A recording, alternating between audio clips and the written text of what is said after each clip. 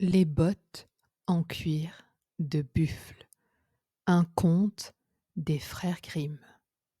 Un soldat qui n'a peur de rien se doit aussi de ne se tracasser de rien.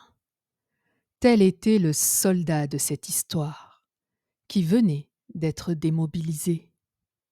Comme il ne savait rien et n'avait rien appris qui pût lui servir à gagner son pain, il s'en alla tout simplement et se mit à mendier.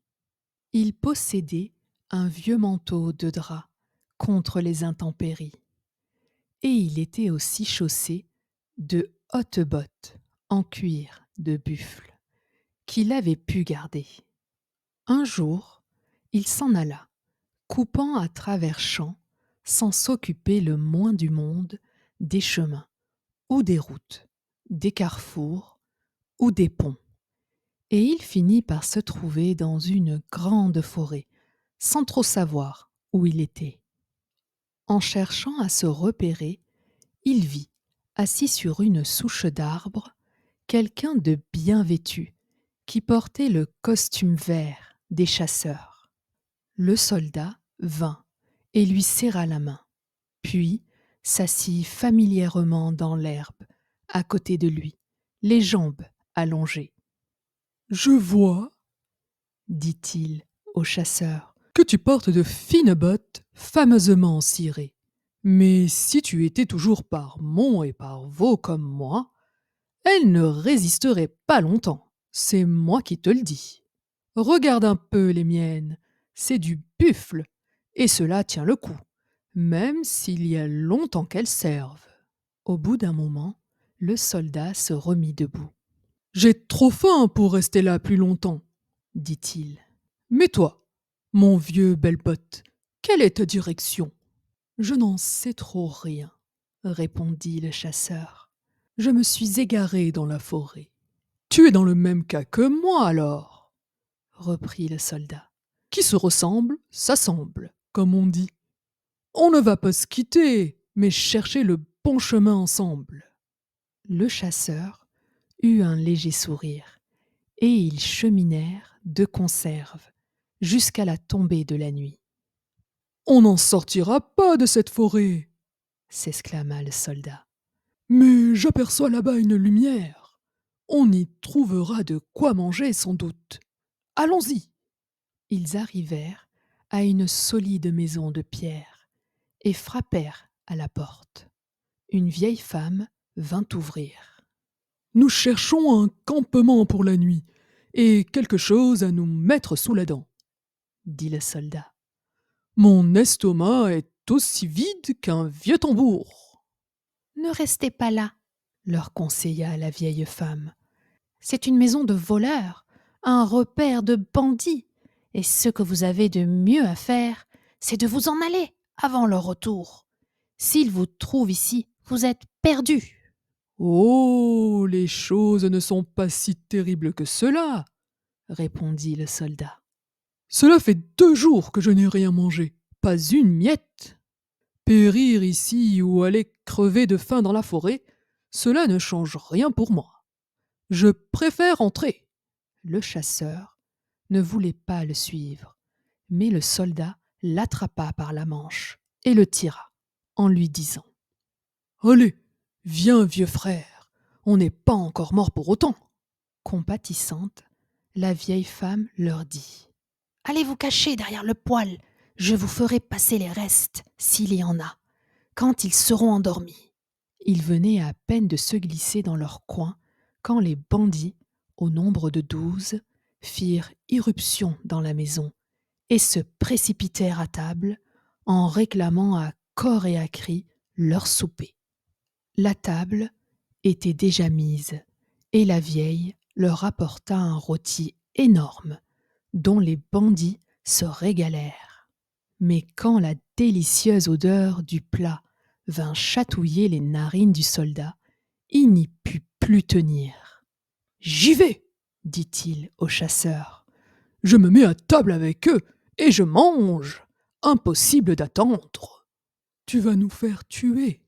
Dit le chasseur en le retenant par le bras.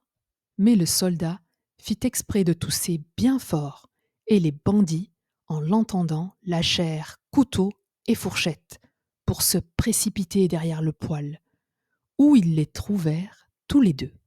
Ah ah, mes beaux messieurs, on se cache dans les coins?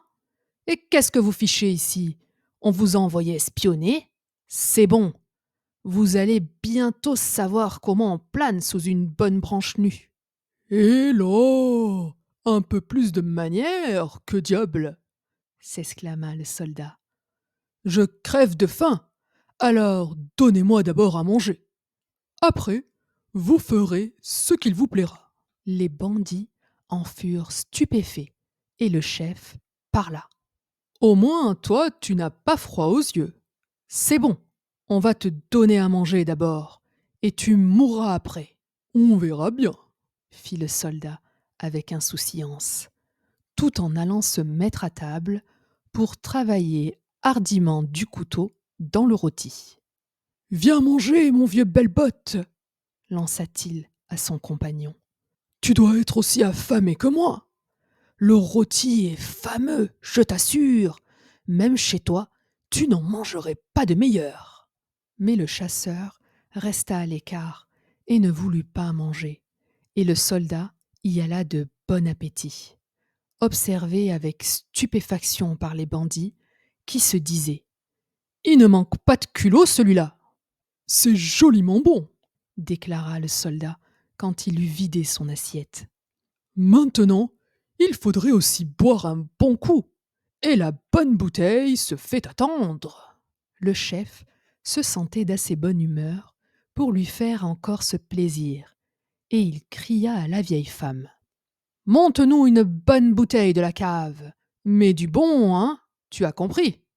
Ce fut le soldat lui-même qui déboucha la bouteille en faisant péter le bouchon de façon retentissante. Puis il passa, bouteille en main, près du chasseur, auquel il chuchota: Prends garde, vieux frère, tu vas maintenant avoir de belles. Regarde bien, je vais lever mon verre à la santé de toute la sacrée clique. Sur quoi il se retourna, leva son verre au-dessus de sa tête et déclama: À votre bonne santé à tous, mais la gueule grande ouverte et le bras droit levé. Et il but une solide lampée.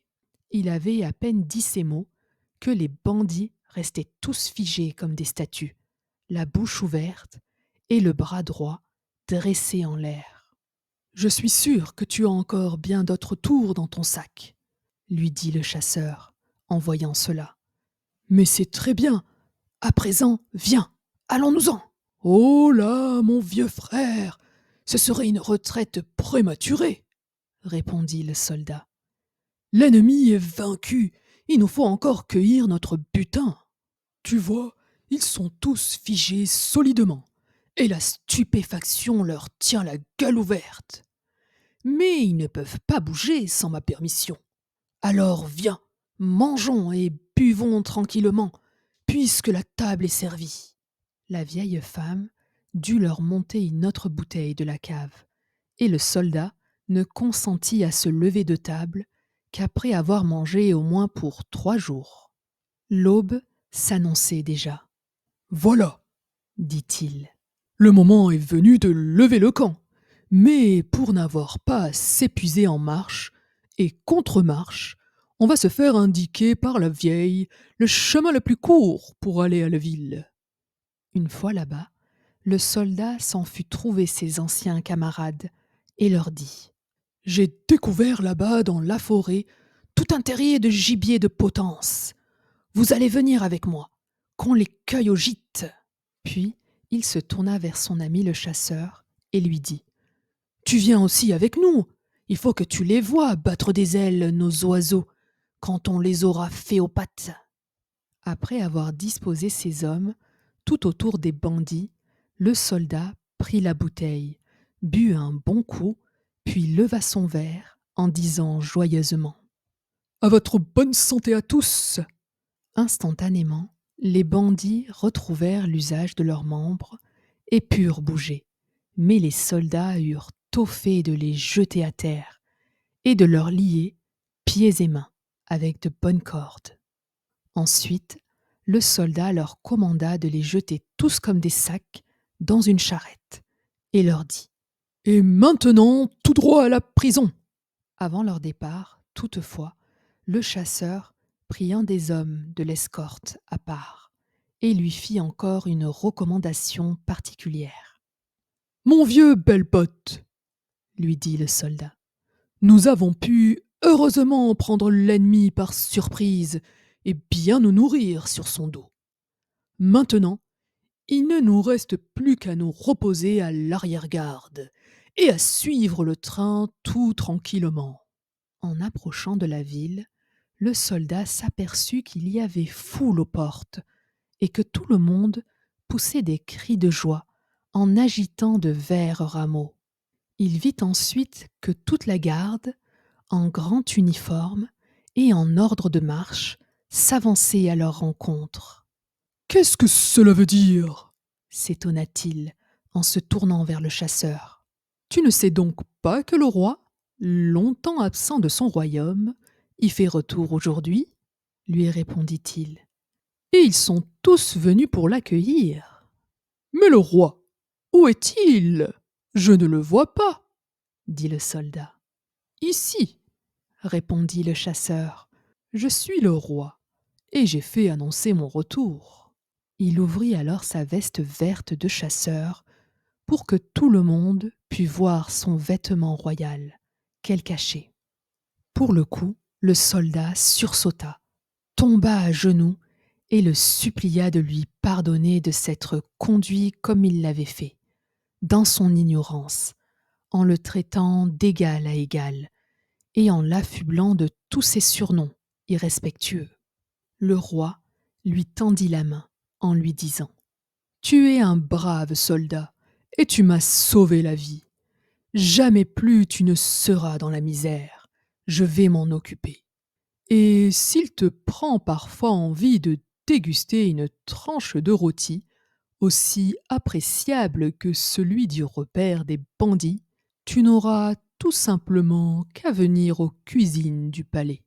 Mais avant de lever ton verre à la santé de qui que ce soit, il faudra tout de même que tu viennes me demander d'abord la permission.